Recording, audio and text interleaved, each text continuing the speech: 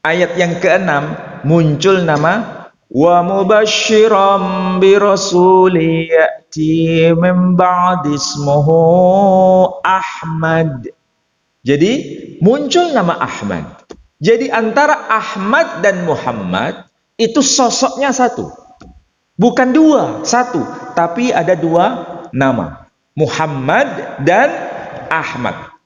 Dan itu dijelaskan dalam Al-Quran terulang sebanyak 5 kali di 5 surah yang berbeda, di 5 ayat yang berbeda, dan satu orang Rasul ini berasal dari kalangan mereka yang diulang juga sebanyak 5 kali, dan itu merujuk pada keturunan Ibrahim melalui Ismail. Apakah ini kebetulan? Wallahu a'lam, saya nggak bisa jawab. Tapi beginilah cara Allah Subhanahu wa Ta'ala berhujjah kepada kita dengan menggunakan pola kesastraan tinggi.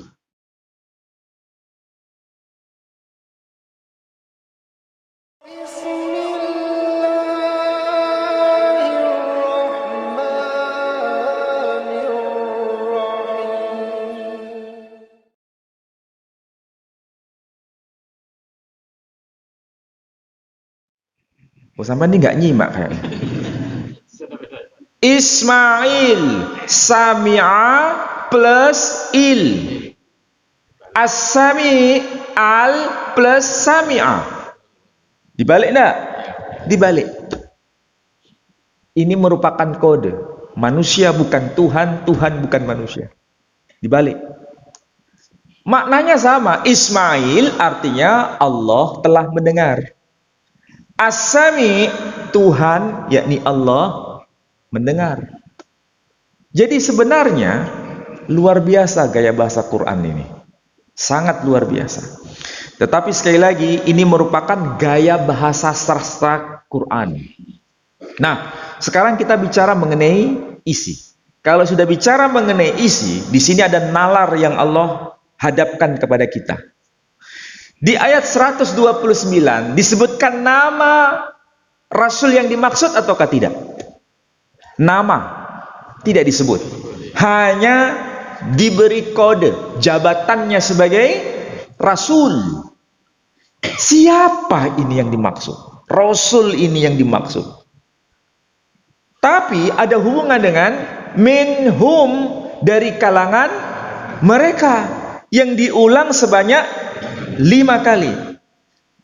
Mereka yang disebut di sini itu adalah ummatan muslimatan lak, satu ummah yang layak di hadapanmu. Satu ummah ini merupakan min dzurriyyatina, dari keturunan kami. Keturunan siapa? Muslimaini, 2 orang yang bertaslim kepada Tuhannya. Siapa 2 orang yang bertaslim kepada Tuhannya? Ibrahim dan Ismail. Jadi Rasul yang dimaksud itu harus dari keturunan Ibrahim melalui Ismail. Sekarang kita ambil kandidat-kandidat. Tahu maksudnya kandidat? Ini nggak ada hubungannya dengan tahun 2024. Kalau di ayat 129 menekankan hanya 1 orang Rasul, kemudian nalar itu muncul, ini harus terkait mengenai keturunan Ibrahim melalui Ismail. Kita uji sekarang. Apakah yang dimaksud adalah Nabi Musa alaihissalam? Kalau Nabi Musa dalam Quran, Musa itu min Bani Israel. Bani Israel berarti anak cucu Nabi Yakub. Yakub adalah keturunan Ishak. Ishak keturunan Ibrahim. Masuk kandidat di sini enggak? Tidak masuk. Nabi Yusuf dari kalangan Bani Israel. Dijelaskan di dalam surah yang ke-12, surah Yusuf. Yusuf salah satu di antara 12 keturunan Yakub. Yakub keturunan Ishak. Ishak keturunan Ibrahim. Masuk kandidat di ayat ini? Tidak masuk. Isa ibnu Maryam berasal dari kalangan Bani Israel, dan dia pasti nasabnya nyambung kepada Yakub. Yakub anaknya dari Ishak. Ishak anak dari Ibrahim. Masuk enggak kandidat ini? Tidak masuk. Satu-satunya yang masuk sebagai kandidat di ayat ini adalah siapa? Nabi Shallallahu Alaihi Wasallam. Dan itu ada kodenya. Satu orang Rasul ini dari kalangan mereka, minhum, fihim, yang diulang sebanyak 5 kali. Nama Nabi kita Muhammad Shallallahu Alaihi Wasallam juga diulang sebanyak 5 kali dalam 5 surah di 5 ayat yang berbeda.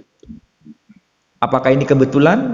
Wallahu a'lam. Di mana? Pertama, di surah Ali Imran ayat 144. Itu muncul nama Muhammad. Kedua, surah yang disebut Al-Ahzab, surah 33. Ayat yang ke-40 muncul nama Muhammad. Ketiga, surah Muhammad. Namanya saja surah Muhammad. Ayat yang kedua muncul nama Muhammad. Kemudian surah Al-Fatih, surah 47 ayat ke-29 muncul nama Muhammad. Dan yang terakhir ini surah As-Saff. Surah As-Saff itu surah 61. Ayat yang ke-6 muncul nama wa mubasysyiran bi rasulin ya'ti min ba'di ismuhu Ahmad. Jadi muncul nama Ahmad. Jadi antara Ahmad dan Muhammad itu sosoknya satu.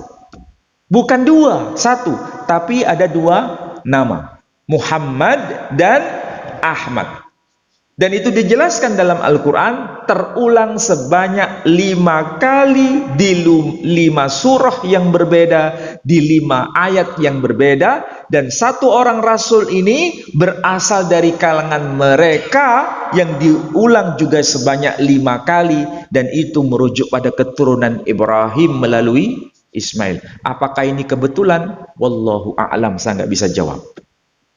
Tapi beginilah cara Allah Subhanahu wa Ta'ala berhujjah kepada kita dengan menggunakan pola kesastraan.